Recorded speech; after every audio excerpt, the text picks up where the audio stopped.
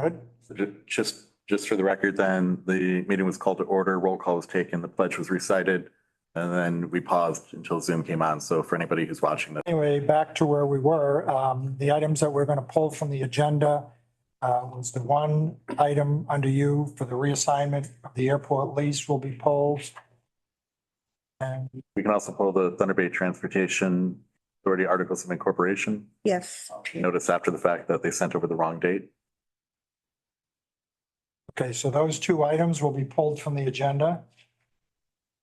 Anybody else have anything? Any concerns, any issues? If not, I'd look for a motion to approve the agenda as amended. I'll make. Motion by Commissioner LaHaye, support by Commissioner Britton. All those in favor signify by saying aye. Opposed, same sign. Motion passed. Okay, the next item up is public comment. So we're opening up to the people in the room here first. I know there are people getting ready to come to the podium. So anybody online that put your hands up. Still give them a second. I'm still waiting to see if anyone in the room. Nick? Ted? Nobody? Okay, so we'll close public comment in the room. And just one last time, anybody on Zoom, public comment? If you missed the first one, there'll be a second one. Okay, we'll close public comment, the first public comment. Next item we have is we have the bills. Looking for a motion to pay the bills. And I'll make that motion. For the motion, I'll support. support. Anybody have any questions regarding the bills? No? If not, I'd look for roll call on that. Commissioner LaHaye. Yes. Commissioner Ludlow. Yes. Commissioner Bray. Yes. Commissioner Fournier. Yes. Commissioner Britton. Yes. Commissioner Kozlowski. Yes. Motion carried. Okay, next item, we have the treasurer's report. Okay, the first item I have is the balance sheet, the reserve funds of $268,014. We have an unrestricted fund balance of $3,867,920.47. An ending fund balance of $4,828,871.69. If you take the ending fund balance minus the reserved funds, that gives you the unreserved fund balance of $4,560,857.69. The next sheet I have is a revenue report, which gives you the comparison from November of 24 through November of 25. We're right about where you would expect to be at this time of year. Next one is the same report, only doing expenditures. And again, everything is pretty much where we're normally at this time of year. The last sheet is the comparison. Our revenues are up 465, 491.75. And in November this year, our expenses are down from last year at 996, 404.50. Any questions for the treasurer? Okay, I look for a motion to receive and file the treasurer's report. Make that motion. Motion by Commissioner LaHaye or support by Commissioner Ludlow. All those in favor signify by saying aye. Aye. Opposed, same sign. Motion carried. Next item is Michelle Bailey. Just in time. Good morning. Thank you for allowing me to come today and talk to you about Sunrise Mission and what we are doing for our community. I fell down our steps on the way here in my hurry, so I apologize. I'm just a little discombobulated, but that's okay. So first of all, there's a lot of misconceptions about what Sunrise Mission does and what we don't do. And we are 100% donor-funded homeless and domestic violence shelter. In January, we are going to celebrate 40 years of service to our community. And we are focused on breaking the cycle of homelessness and domestic violence. We do not bus or transport any of our guests into Alpena. That has never happened and that will never happen. Our guests that we serve are primarily native to Alpena and Alpena County. We're open 24/7. We never close. And we're even open on the holidays. And we are available to our community and our guests around the clock. We're unusual for a shelter in that we shelter family and children as well as single adults, males and females. And there are not many shelters that are equipped and have the capacity in the state of Michigan to shelter families and children. So we're very blessed to be able to do that. We witness that the children are the ones that suffer the most in being unsheltered. They suffer the most in terms of the ramifications of domestic violence. And the children that come in generally able to stay in their respective Alpena schools that they're already in. And we work hard to facilitate that. So that, you know, as they come into shelter, they are able to maintain a normalcy, which is very important. We provide a lot of structure, support, stability, and also accountability for each and every one of our guests. We're not just a temporary Band-Aid. For 40 years, we have actively been providing opportunities and solutions to homelessness. We do not accept federal funding and state funding because it would limit our ability to hold our guests accountable. It would require us to provide amnesty, where a lot of the shelters that are federally funded, they have good intentions, but it's a Band-Aid. When they're providing amnesty, and, you know, a lot of them are open, let's say 10 to 12 hours a day and primarily overnight. And you're allowing individuals to bring weapons, drugs, and alcohol, locking it up for the night. And then in the morning, you're turning those individuals out into the community. It is not good. And for Sunrise Mission, that represents turning down roughly $400,000 a year. But because we are so committed to our community, we will not accept it, even when it would help us do what we're doing. Our guests are required to maintain sobriety, and we do perform random drug and alcohol testing. It's a requirement of being in our 80-day faith-based program.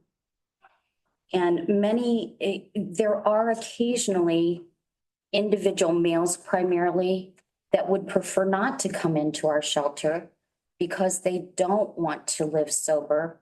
And also one of the stipulations at our shelter is we work with each individual on a case-by-case basis.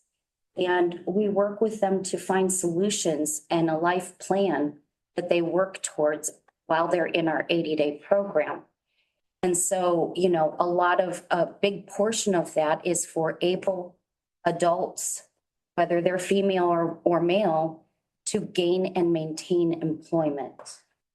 And we do hold them accountable for that.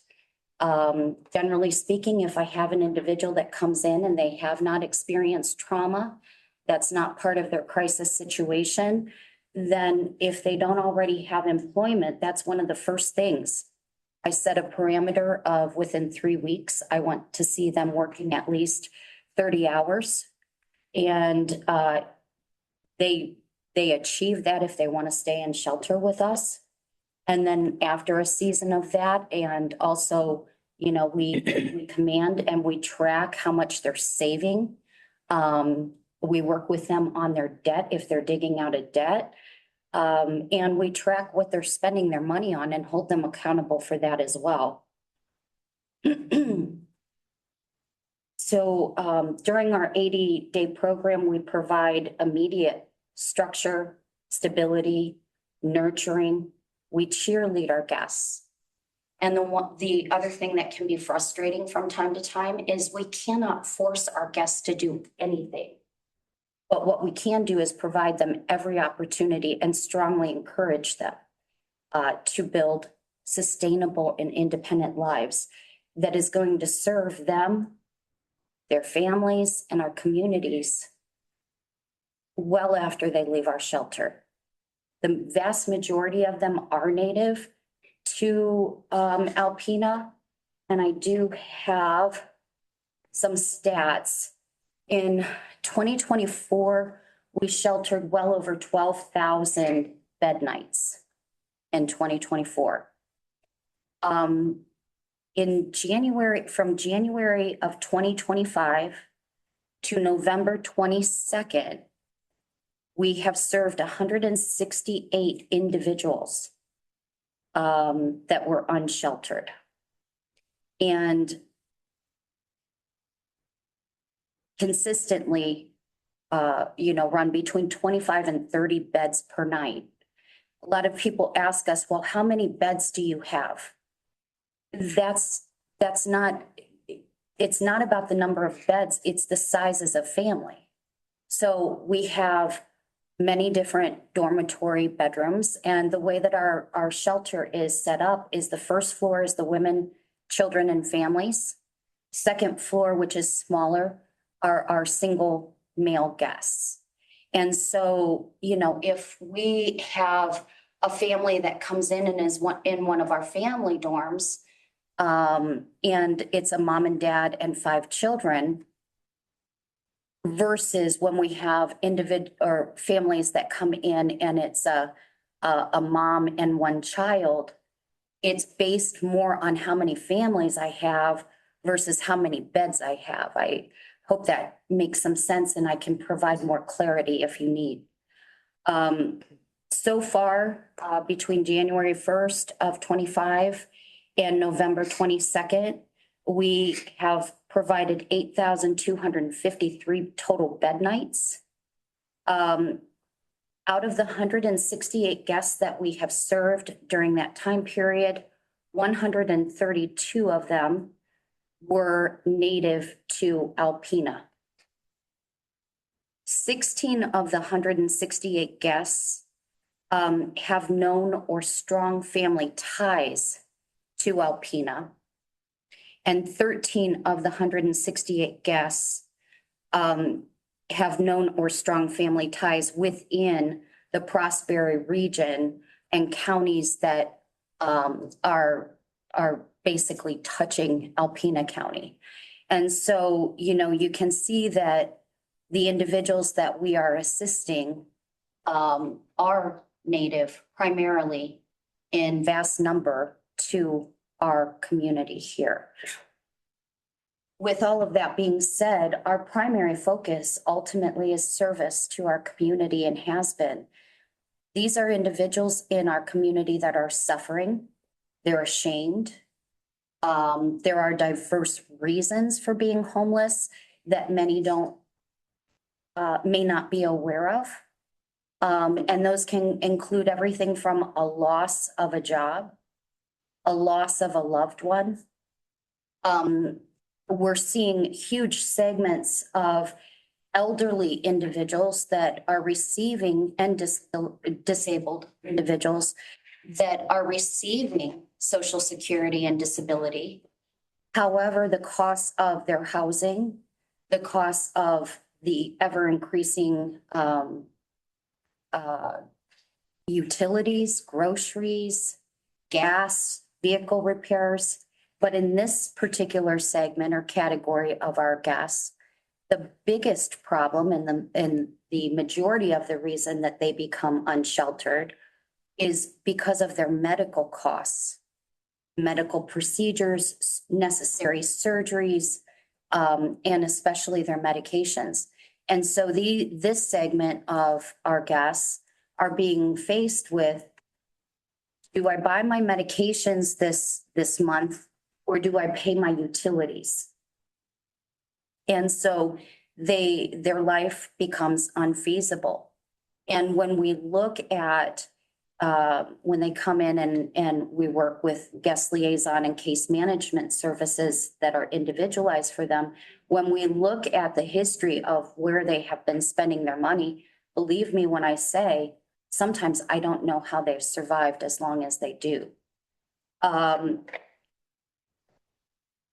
With this segment, since we're speaking of this particular segment, when they come into shelter, it is correct that they are not paying rent. They are not paying for utilities. We provide them fully stocked kitchens. We do not provide prepared and fully cooked meals. We provide provision and healthy and nutritious food for them. And we get a lot of donations of food as well that are prepared and cooked that will split, between all of our guests so that they have free access to that. And there are an abundance of resources in Alpena that we can, for specific items that they need for various dietary and medical restricted diets. And so, we are very blessed that there is an abundance of food in this time for our guests, and we are grateful. We also provide them fully stocked laundry facilities, access to clothing. We do house some clothing, but there are enough resources in the community that it is less inventory and trying to keep track of everybody's sizes and all that jazz. We provide diapers, formula. Our guests include pregnant moms that come in that will go to the hospital, have their baby, and bring back a newborn baby into our facility. We've seen toddlers take their first steps, in fact, 3 in 2025 that I have seen take their first steps. They seem to like our hallway. We have a real long hallway and it's a great runway for them to practice. So we've had 2 there, and I have seen first steps taken in one of our kitchens as well. And I'd like to talk a little bit about the segments of our guests. So the segments of our guests include especially children and families. And when I say a family, it is generally a mom and a child, or a mom and up to, we've had a mom up to 7 children. And one of the things that we're seeing with domestic violence is there is a huge uptick in domestic violence. We partner with Hope Shores, who is amazing in this field, but their funding changed, I believe, in 2023, if not 2024, to where they are offering their services for individuals and families that are survivors of domestic violence with a required sexual component, whether that is rape, incest, etc. And so those are who they are serving today, and it is admirable. Regularly, they are running beyond capacity, and I have many guests that are in shelter right now that meet their criteria, but they cannot facilitate them. In addition to that segment of domestic violence survivors, there is all of the domestic violence that does not include the sexual component, which is the vast majority. And we have seen since 2024 a huge increase in the need to shelter these individuals and these children. I have children in my shelter right now that were gang raped. We have women in our shelter right now that have survived even worse, horrific abuse. And so this segment of our community members is very real and growing. Michelle, I just want to interrupt here. We do have a lot to go through today. Sure. And I just want to give an opportunity to have the commissioners have an opportunity to ask you if they do have questions. We do have to can keep the meeting moving because we do have other stuff. Very I good. appreciate, I know, so I can say that Jesse, Nick and I met with Michelle last Friday, I believe it was. So it was good for me to be able to get a lot of that information because I know personally that when you're talking about the homeless shelters, and I did ask her, I knew, but I couldn't remember which one was it that didn't take the federal funding, which is yours, because of my wife, because of Laura, information that I've heard from my wife through Laura.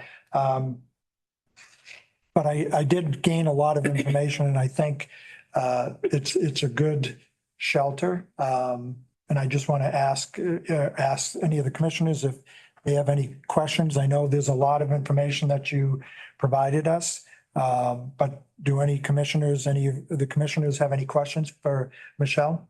I'm good. I'm good. I've been to a few meetings that we've been discussing this recently. And I wondered if maybe, I don't know, like a town hall type thing to get more organizations together to talk more about the situation, that it's not just men right now, it's families. And that seems to be, you need to get that message out. Well, there have been a number of intergovernmental Mm-hmm, as well as city mm-hmm, and some county meetings that have been occurring. mm-hmm. And what I will say is, with all due respect, and I do not mean to be disrespectful in any way, shape, or form, there's a lot of talk about the causes of homelessness. It seems to be our community is still trying to grapple with what causes homelessness. We are well beyond that. We are providing solutions, and what we're seeing is an avalanche. We are only at the beginning. In between 23 and 24, there was a 33% increase in the number of homelessness and unsheltered individuals and families throughout our country and the state of Michigan. And every community is being impacted. I do believe the stats that there are at least 168 unsheltered individuals that include children and women that are living in Alpena right now today, surviving our winter outside. Can I ask you, moving forward, what are you hoping to accomplish right now? Are you looking for funding, volunteers, locations? Is your shelter overfilled right now? We are running at max capacity, and I do have zoning restrictions. Right now, our zoning restrictions are a max number of 33 individuals per day. And, you know, we are just running beyond capacity. And so my goal is to work with local government to see if we are able to obtain a much larger facility with the intention of keeping it focused on our community members. And funding, of course, you know, especially when we turn down that $400,000 a year, that is very difficult. Mm. However, I am committed to getting out into the community. I have been presenting at area churches, Kiwanis Club, the League of Women Voters, et cetera, et cetera.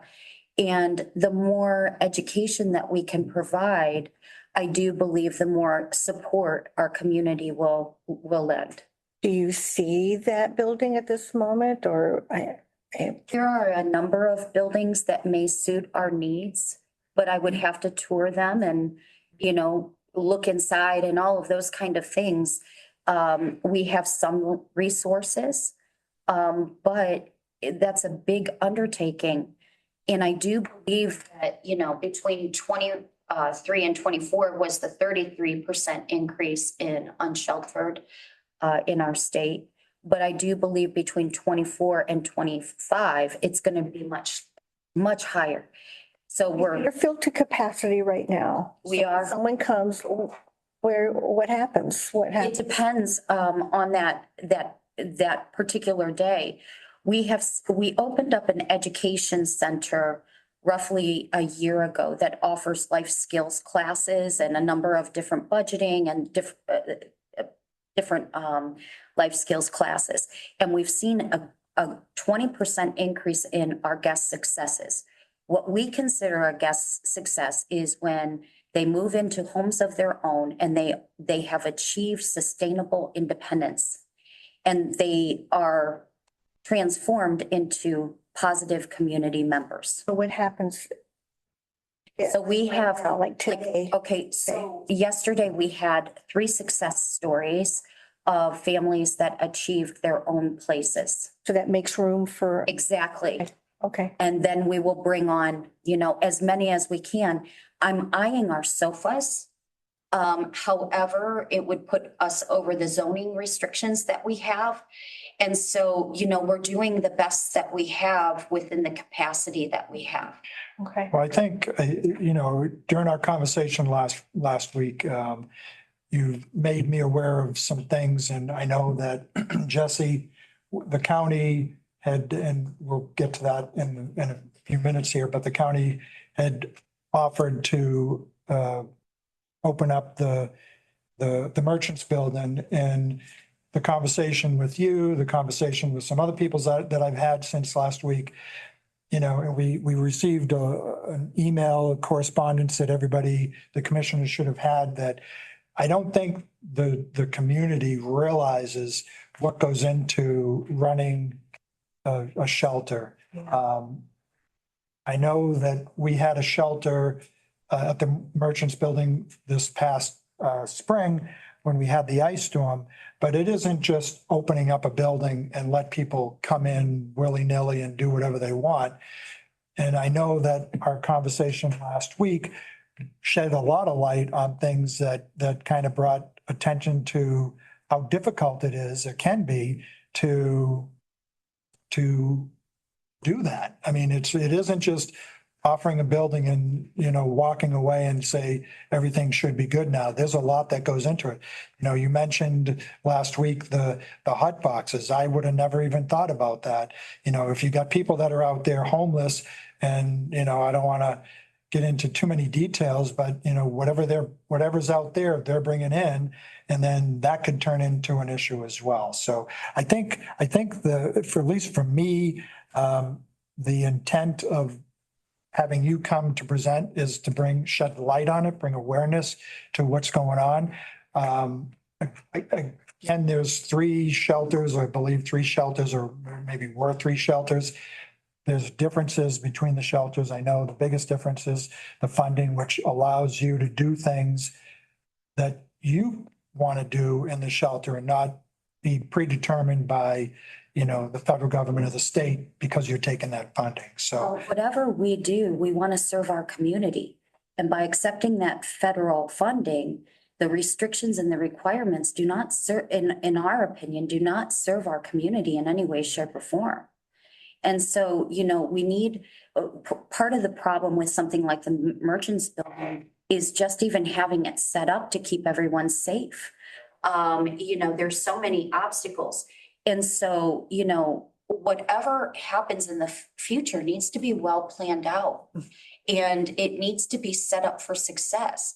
The Merchant Building and trying to do something very quickly is almost a recipe for disaster, quite honestly. And it's not because that's what I want to see. It's because, there's a lot, like you said, that goes into caring for individuals that are unsheltered. And there's a lot of risk that's involved with those that you do bring into shelter, because there could be, another guest that comes into that shelter and can be of grave danger to the others that are there.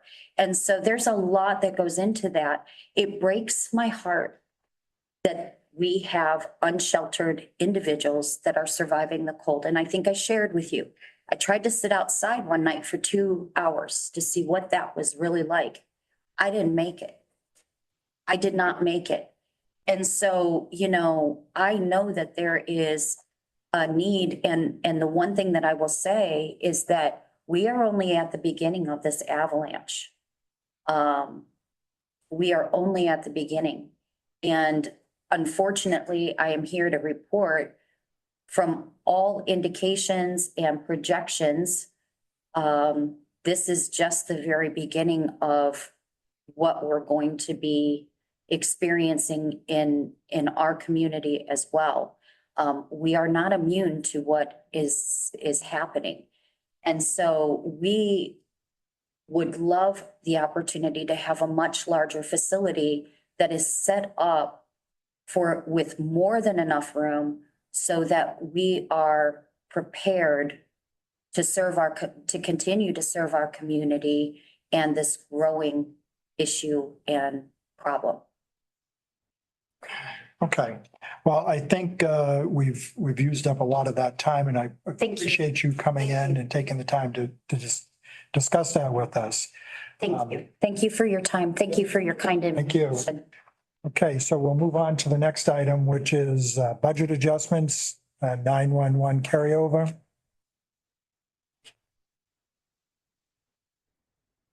Good morning. I'm here today to request some budgeted funds in my 2025 911 budget to be carried over to 2026. Part of that encompasses the money that was recently that I recently requested and you approved for the addition of the radio console at our fourth station. That will not be that project won't even be started before the end of the year. So I'll receive that invoice in 2026 and I'll need those budget funds available. And then the 18.4, that encompasses several things. I'm still waiting for an invoice from the state for the programming and activation of the fire radios that we purchased this year in collaboration with the township fire departments, and also some repairs on the fifth wheel that we use as a mobile 911 center and EM mobile center.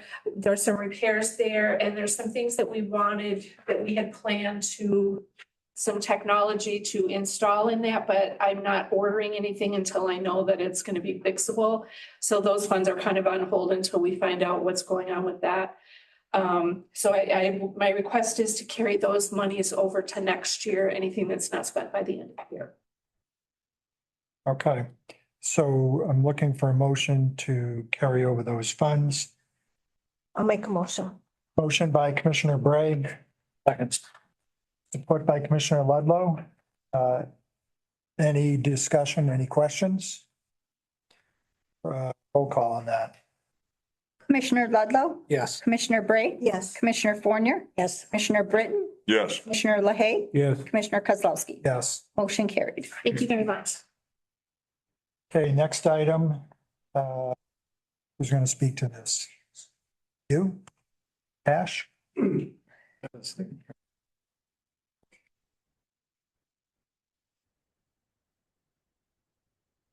So I put in for a request to transfer some money from the shelter tax into the veterinary services.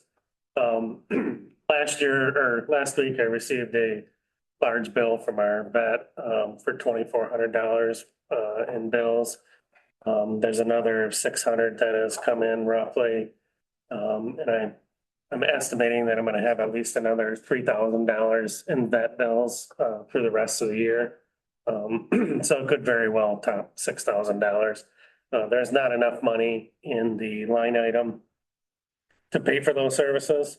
So I was hoping that I could get the money from the tech line item transferred into there to at least make the bills for the rest of the year.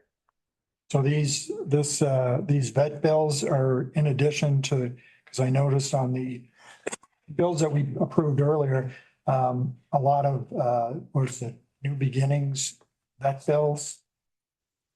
Correct. So our vet of record actually submitted all of her bills at one time for the year. New Beginnings? So I think the new beginnings, there's also, where we do cremations and other items, discounted rate, so it all goes through that.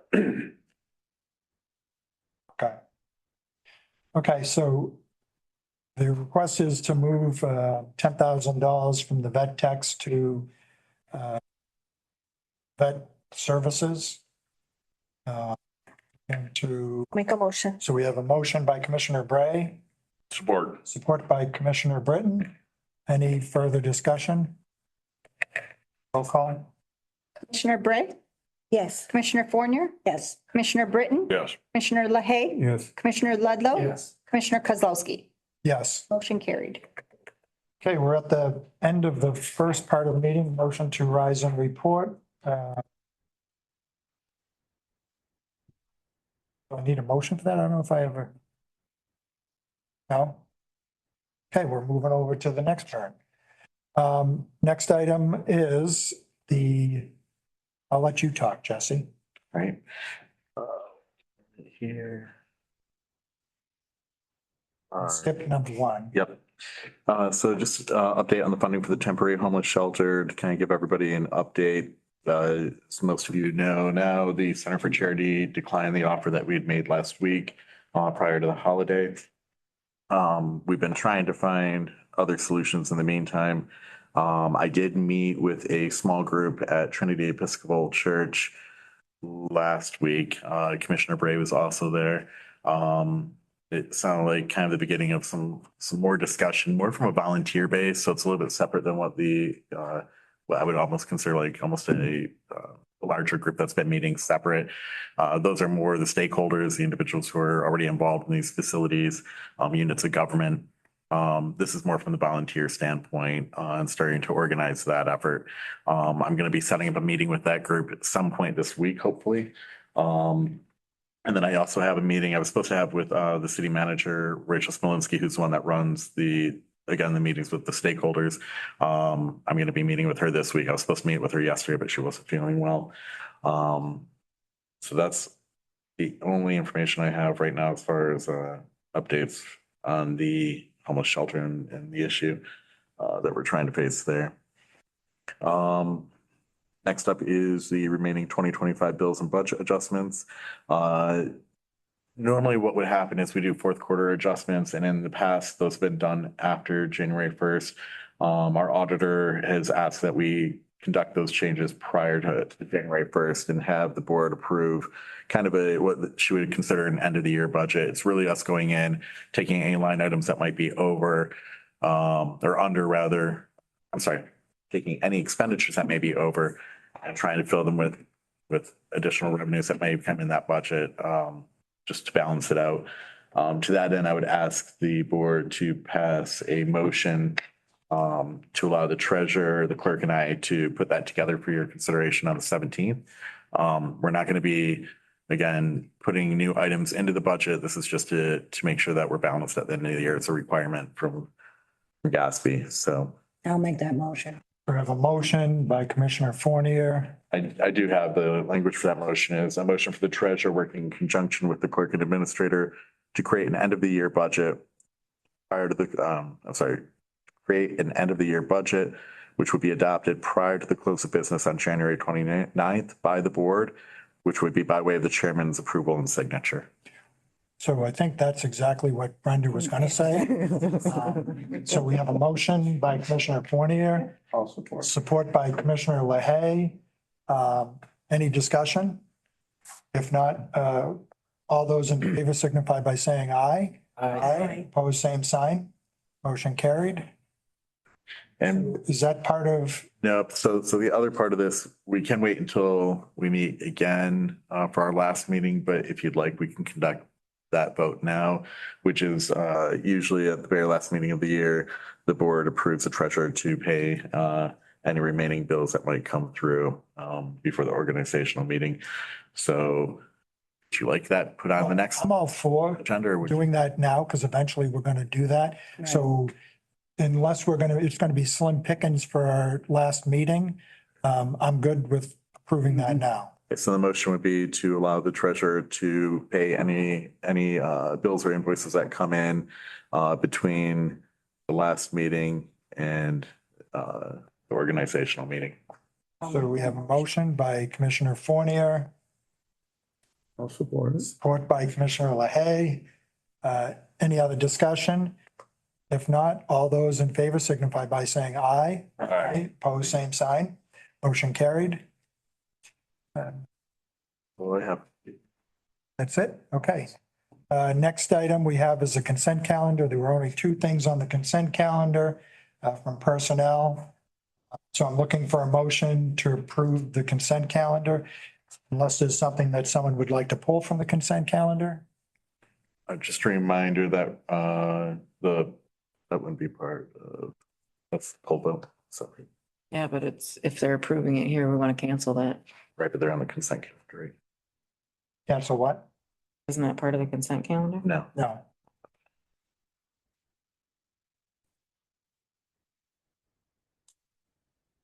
So my original request was look at motion by Commissioner Ludlow, Support. by Commissioner LaHaye. Got to give Bill the look and then he'll jump on board. Any discussion? If not, all the roll call, please. Commissioner LaHaye, Yes. Commissioner Ludlow, Yes. Commissioner Bray, Yes. Commissioner Fournier, Yes. Commissioner Britton, Yes. Commissioner Kozlowski. Yes. Motion carried. Okay, so next item was the poll vote, so So what I'm going to ask is for the board, since the offer was declined, we'd like to reverse this vote. So just looking for a motion to reverse that poll vote. I'll make that motion. so we have a motion by Commissioner Britton, Support. support by Commissioner Bray. Any discussion? If not, roll call on that. Commissioner Ludlow, Yes. Commissioner Bray, Yes. Commissioner Fournier, Yes. Commissioner Britton, Yes. Commissioner LaHaye, Yes. Commissioner Kozlowski. Yes, Motion carried. okay. Next item is we have, as you saw, we got a couple correspondence, an interesting one. Still looking for someone to decipher it for me. So anyone can figure that one out, just let me know. We do have one related to the Boys and Girls Club, the homeless, opening it up as a homeless shelter. And as I've discussed, obviously that's way more involved than just opening a door and letting the people in. So we both have those two correspondents. There wasn't anything else, was there? There was another one, actually. Where is it? Oh. Thank you from the Awareness. Family Court Awareness for approving that resolution. Unless there's any discussion that anybody wants to talk about, we'll move on to the next item, which is the other correspondence we got. And I know it's early, but if we approve this, then that person can't back out of being on the Northeast Michigan Community Mental Health Board, right? Okay. So I'm looking for a motion to approve the recommendation by Northeast Michigan Community Mental Health Board to reappoint Lynette. I don't even want to say her last name. Jaskoviak. What is it? Jaskoviak. Jaskoviak, to the board for 3 more years. I'll make that motion. So we have a motion by Commissioner Fournier, Support. support by Commissioner Britton. If no discussion, all those in favor signify by saying aye. Aye. Opposed, same sign, motion carried. Okay, back at public comment again. I'm going to go to the room, but those people online, giving you a warning that it's time for public comment. Get those hands up. Anybody in the room? I'm sorry, I will not take too much time. Got 3 minutes. Yep. Consider helping us. Please consider a building, provision of a building. We can help with all of the needs of our homeless in our shelter, or in our community, but we need more room. And we could really use some help in obtaining a building that facilitates not only our communities need currently, but what's coming. So please consider. We will be completely transparent with you, records, financials, whatever you need. And I appreciate your considerations. Thank you very much. Thank you. Michelle, Okay, now we'll go over to online. Did any of those hands pop up? No heart emojis or? Nothing. nothing. Nothing in the comments section? Nobody's, how many people are online? 15. 15? Okay, so Calling going once. once, twice. going twice. Okay, we're gonna close public comment. Okay, moving on to the next item is actually closed session to discuss a personnel matter.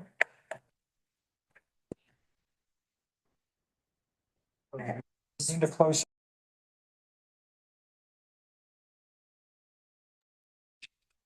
Okay, we're back in open session, so roll call, please. Commissioner LaHaye, Here. Commissioner Ludlow. Here. Commissioner Bray. Here. Commissioner Forner. Here. Commissioner Britton. Here. Commissioner Kozlowski. Here. So I just have one last thing. I've done this 2 years in a row now, so I'm just gonna throw this out there. I know 2 years ago, I quit my, well, not 2 years, a year and a half ago, whatever it was, a year and 3/4. I quit my full-time job. I made an announcement that I was gonna run for chair, and my problem is the transparency thing. I don't like when we show up at a meeting and the assignments, committees are already made, because I'm like, how do you know you're gonna be the chair? So last year I asked, I said, I'm willing to do this again. You guys are okay with it. I would like to do the same thing and look at the committees and at least talk to each one of you, find out. I know Kim got a list of what committees everyone wanted to be on, and pretty much everyone wants to stay status quo. But again, I'd like to just throw that out there. I'm going to put my name out there. If you want me to be chair again next year. I think so. So I do. if you don't mind, I'll start looking at the stuff and Somebody else talking to wants to. each one of you and figuring out what committees. And again, if everyone's good with the committees that they're on, then, pretty much we'll go with that. Well, I'd like to put my name out there for vice chair. Okay? I've been here 9 years Okay. and I'm here for every meeting. No, there was one meeting. Okay, one meeting, sorry. She missed one.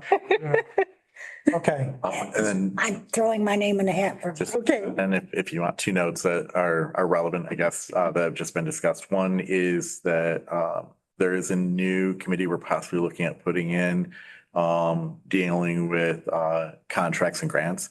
Obviously, the county deals with a lot of grants every year. One thing that the auditor noted in her last report was that she felt that we needed more reports from those individuals coming in and presenting and kind of us keeping track of the progress as the grant is being used.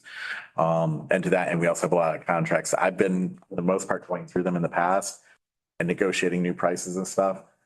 I think it'd be best if the board had a little bit more of a hand in those numbers and that process, just because, I think at the end of the day, it's up to you guys, what works best. So I can still package everything up. I think both those work. And then the final thing is I talked to a parliamentarian attorney on a totally different matter earlier this past week. And one thing he recommended is other counties are now that we're at 4-year terms, going into a 2-year cycle for your county leadership, your chair, your vice chair, as well as your committee assignments, so that you don't have to do this every year. You do it twice, once when you come in, once at the midway point, and it'd be a 2-year cycle then. so that wouldn't take effect until, because we're We can start it at the next one, because this is our final. first full year of Yeah. our 4-year term. Yeah, so that was one thing, he asked me, he's like, well, these other assignments for the other chairs on the other committees that you guys appoint, he's like, well, those would coincide, so those are what, is it 2 years, a 4-year term? I said, no, it's 1 year. He goes, well, no. He goes, how often do you elect like a board chair? I said, every year. He goes, why? He's like, you're the first county I've talked to since they've changed the law where you're still doing annual. He goes, everybody else is moving to either a 2 or 4-year appointment. So I think 4 years is a bit much. I like 2-year because it gives the body the opportunity to change things if they don't like the direction it's going. So.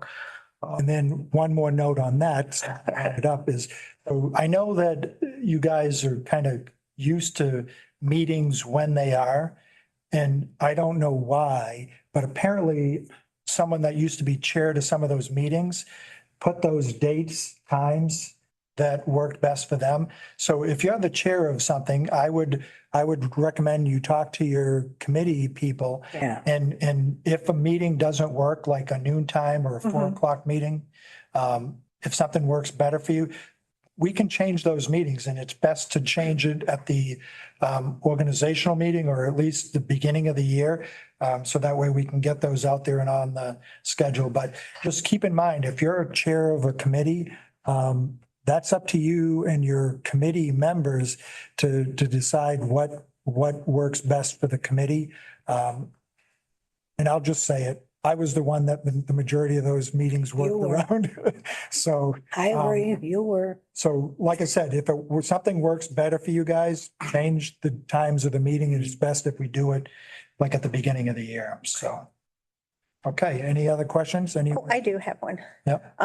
So Jesse, you checked on that. I've been asked to be appointed deputy clerk out of Presque Township, so I think it doesn't conflict, but I'm gonna. Yeah, they haven't gotten back to me, but I haven't heard anything. Usually. I don't think it's not an elected official, but yeah, I was gonna work with Kate because she needs a deputy, and so. What are you gonna be?